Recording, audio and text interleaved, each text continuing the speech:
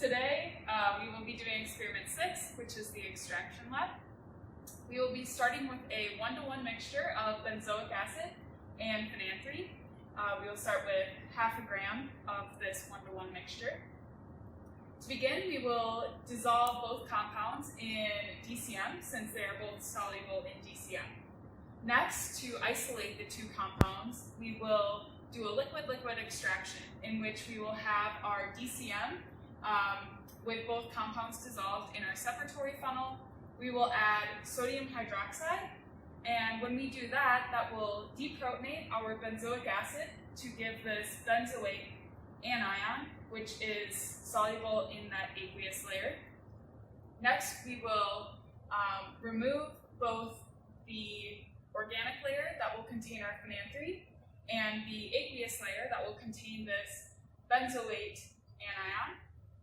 And then we will acidify our aqueous mixture to reprotonate this anion to give us the recovered benzoic acid. Once we have our aqueous layer and our organic layer, we will remove the solvent from our organic layer to recover our phenanthrene, and we will filter the aqueous layer to recover our benzoic acid.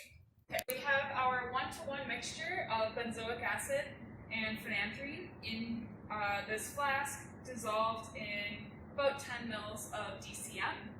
We will transfer this to our separatory funnel.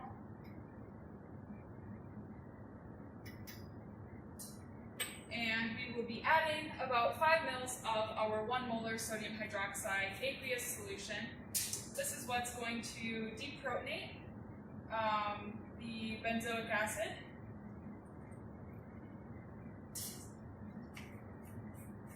And pull it into the aqueous layer so that we can do our separation. So now that we have 2 layers, as you can see in our separatory funnel, we are going to shake up our separatory funnel and vent it occasionally so that no pressure builds up. So we can see that we have 2 different layers in our separatory funnel. A good thing to do at this step is determine which layer is which. So we have an organic layer, which is our DCM, and we have an aqueous layer, which is our sodium hydroxide solution. Based on densities, we would expect that the DCM will be the lower layer since its density is about 1.3. The density of water is 1, but it's always good to confirm that just by dropping a little bit of water into our separatory funnel and seeing which layer it goes into.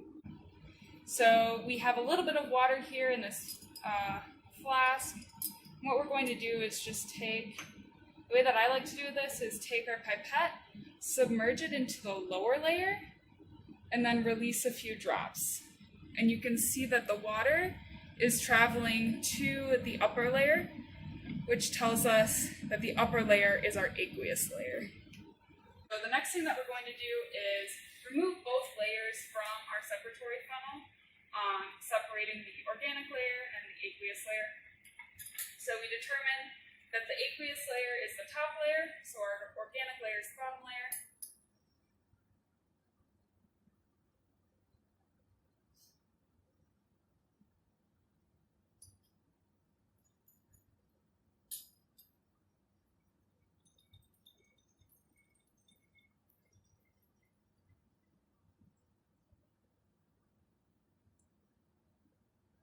So we have our separated aqueous and organic layers.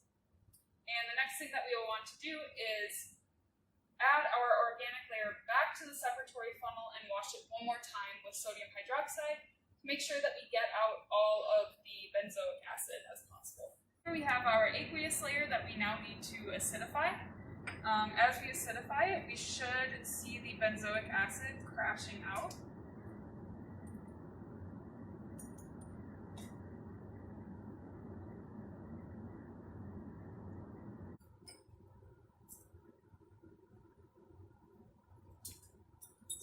We are still quite basic. We're at about a pH of 11, so we need to add some more HCl.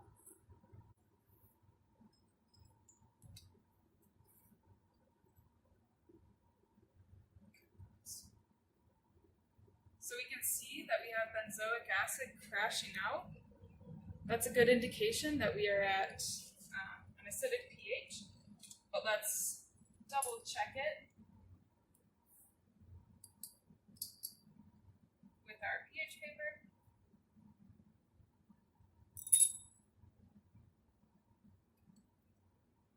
So we're at a pH of about 4. I'm going to add just a couple more drops of our HCl to get within that less than 3 range as specified in the lab manual.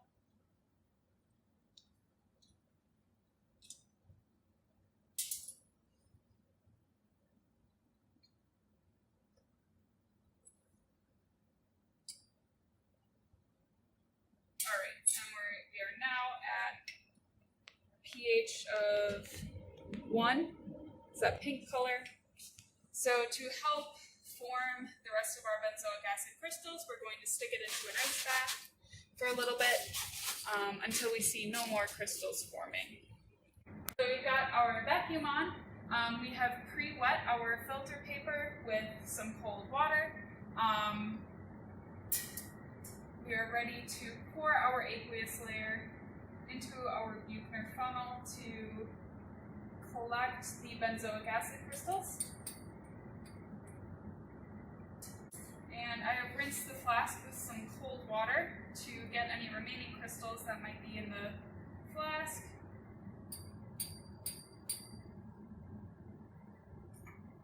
And we are going to let the vacuum stay on to pull air through our crystals to dry them for a couple minutes before we mask them.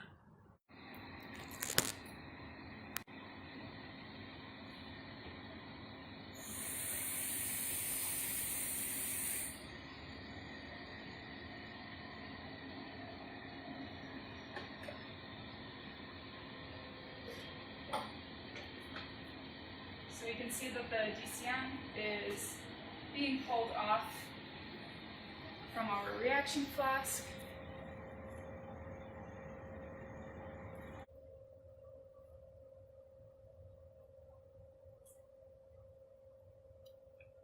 Alright, and now that all of the DCM solvent is off, you can see that we have a white powder, which will be our phenanthrene.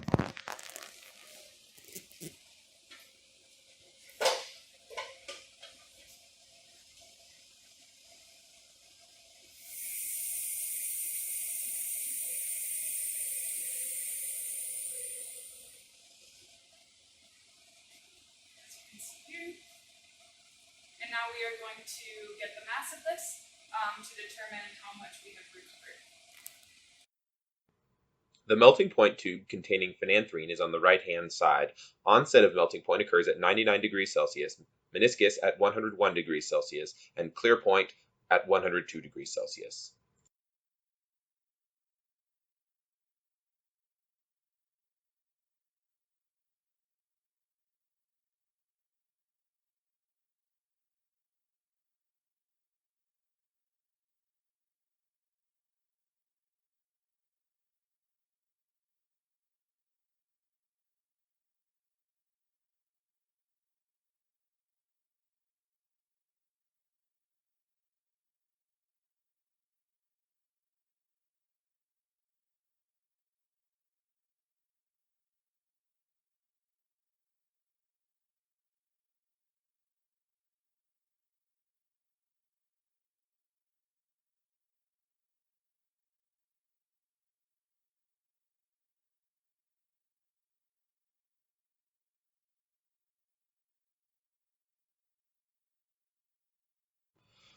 The melting point tube containing benzoic acid is on the left-hand side. The onset of melting occurs at 122 degrees Celsius, the meniscus at 123 degrees Celsius, and the clear point at 124 degrees Celsius.